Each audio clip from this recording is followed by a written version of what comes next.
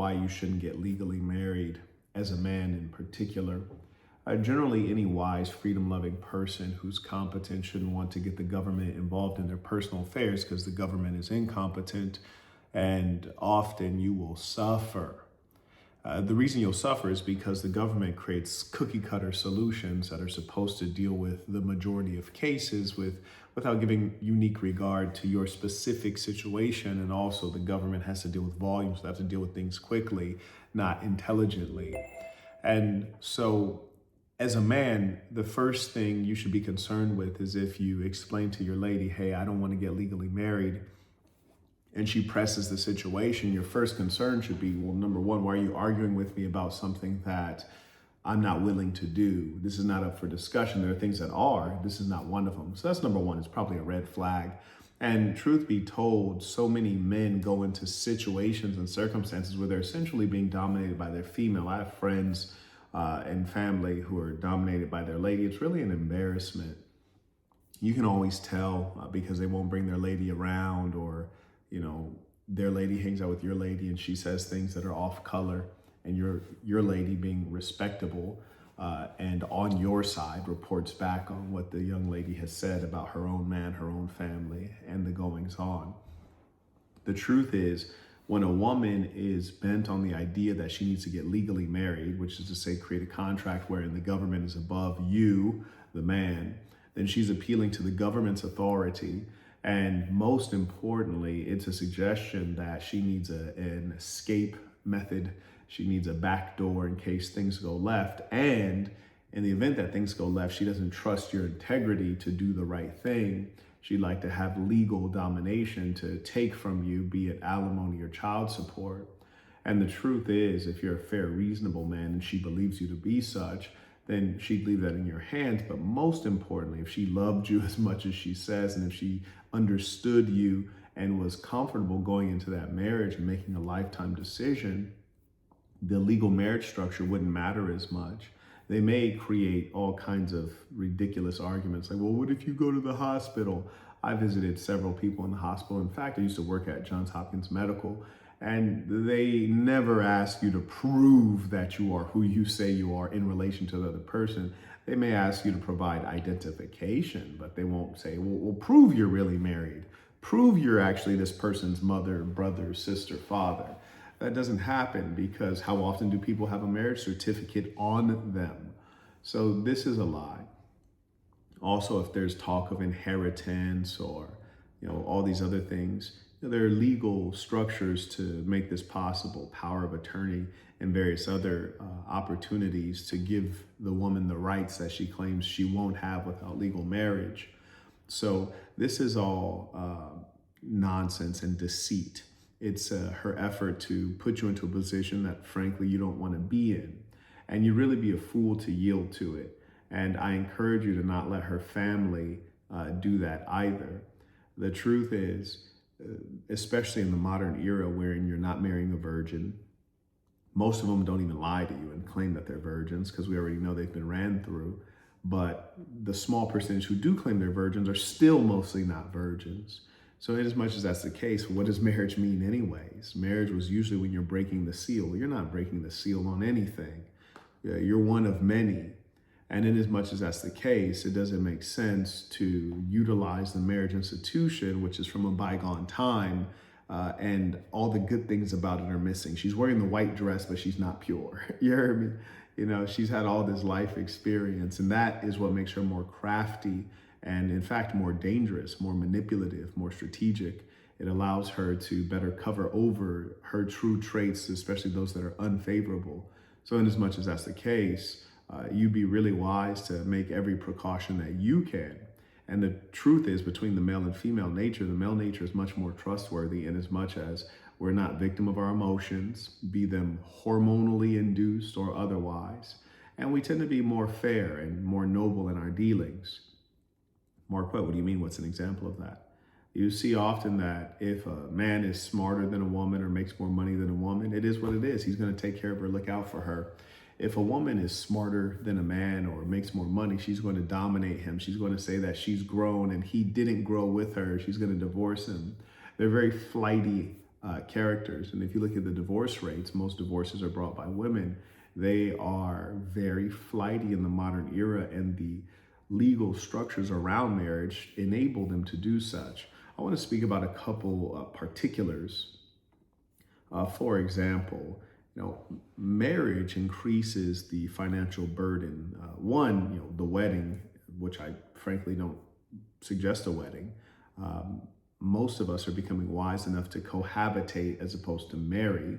I mean, you're already sleeping together anyways. So you cohabitate, then you get to really learn who the woman is. And I'd say, after you've been cohabitating successfully for say 2 years, and maybe you decide to have a child, then upon the birth of that child, maybe you should have a celebration. I think that's worth celebrating.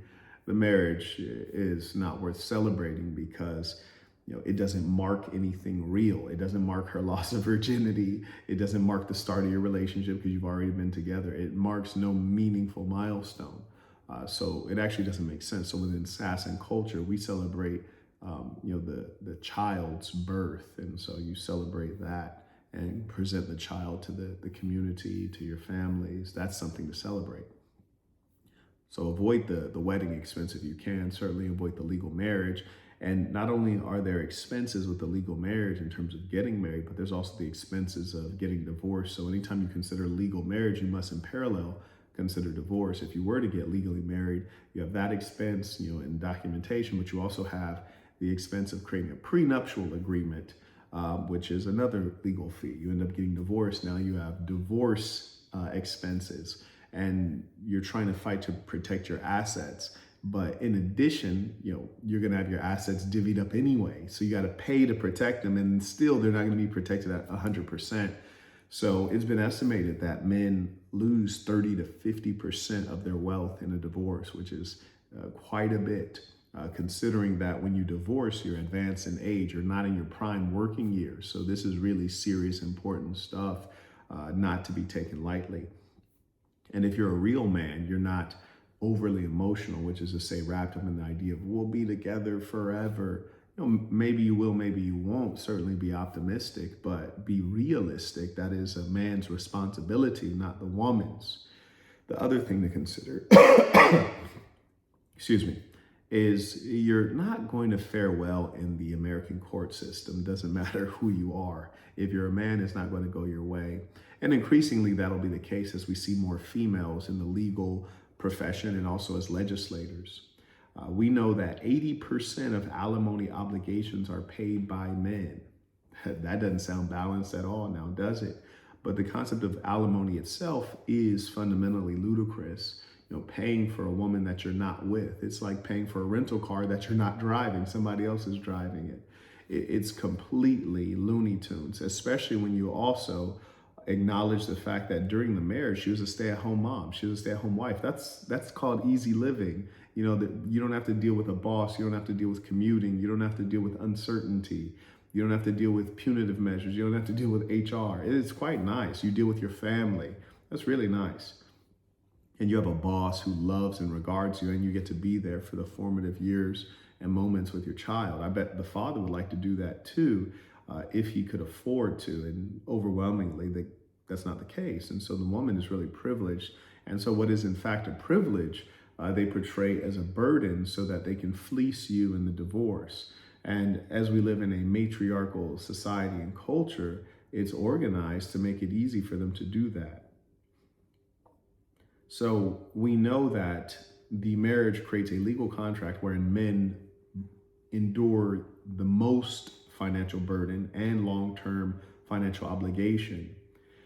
Then there's the child custody situation and the emotional results that'll, the turmoil you experience as a result of the divorce.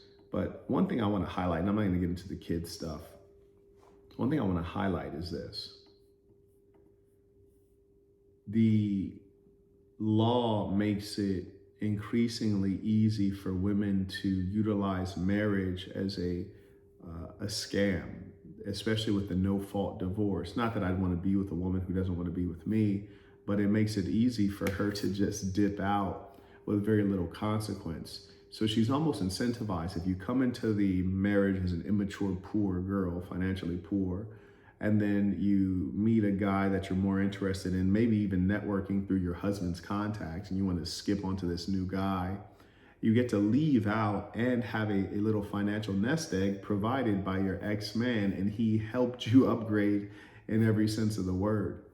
It's a bad deal through and through, and any woman who does not listen to your leadership in this is really not a woman that I would want, because she doesn't respect you as a man. She doesn't respect you as the ultimate authority.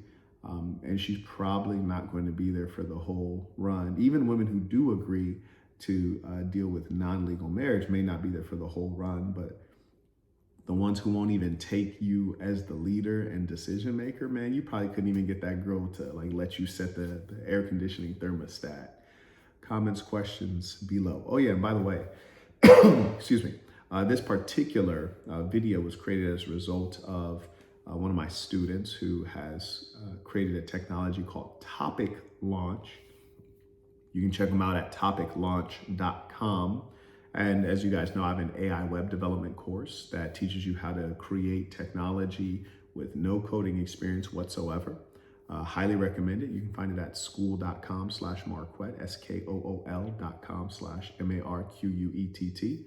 Just click classrooms. I believe the link may be below. But this is one of the products that my students have created. Not only do we teach you how to create the technology, the web application or mobile application itself, we also teach you how to create the revenue model to make sure that it makes money for you. So anyways, if you have a topic you'd like me to do or any other creator, you can list it at Topic Launch and drive the creator to actually do it by incentivizing them. And that's why I created this topic, because it was listed at topiclaunch.com. It was funded, and here I am creating the topic for you. Comments, questions below. Until next time, peace of the saints.